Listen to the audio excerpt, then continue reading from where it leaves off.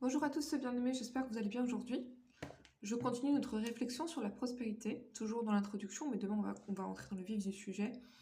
Aujourd'hui, on va s'intéresser sur pourquoi Dieu nous fait prospérer. Pourquoi Dieu, qu'est-ce que Dieu attend de nous? Alléluia. Simplement, il y a ce qu'on appelle le test de la prospérité. Alléluia, le test du désert, le test de l'affliction, mais il y a aussi le test de la prospérité. Quand Dieu nous prospère, il regarde ce qu'on fait. Et bien souvent, on ne passe pas ce test. Alléluia. Si Dieu nous fait prospérer, c'est pour le servir et pour servir les autres. 1 Timothée chapitre 6 verset 17.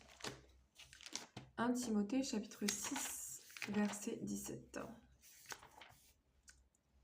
La Bible dit ici: recommande aux riches du siècle présent de ne pas être orgueilleux et de ne pas mettre leur espérance dans des richesses incertaines, mais de la mettre en Dieu qui nous donne avec abondance toutes choses pour que nous en jouissions.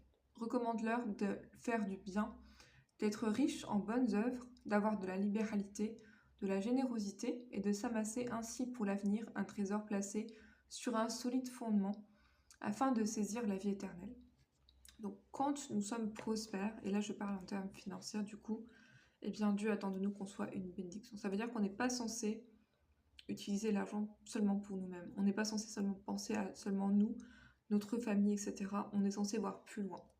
Dieu avait dit à Abraham: je te bénirai et je ferai de toi une bénédiction. Donc on doit avoir cette mentalité de notre père Abraham. Alléluia. Et bien souvent, en fait, on ne fait pas ça. On est égoïste. Quand Dieu nous bénit, on sait tout pour nous, rien que pour nous, et on ne voit pas au-delà. Ésaïe 47, en fait, on est comme Babylone. Ésaïe, je vais m'arrêter là pour aujourd'hui. Ésaïe 47 au verset 8. Si vous recevez une grosse somme d'argent tout de suite, et moi je parle, moi aussi, on pense tout de suite, et ça c'est la nature humaine, on pense d'abord à nous-mêmes. On pense d'abord à nos besoins, etc. Mais Dieu veut qu'on ait cette mentalité d'être une bénédiction pour les autres. Qu'on ait cette mentalité de partage et d'être une bénédiction. Contrairement à Babylone, Ésaïe 47, verset 8. Écoute maintenant ceci, voluptueuse, qui t'assied avec assurance et qui dit en ton cœur: moi et rien que moi.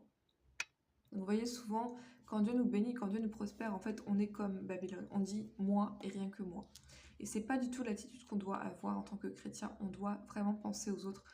Et si on a la capacité d'aider les autres, eh bien, faisons-le. Gloire à Dieu.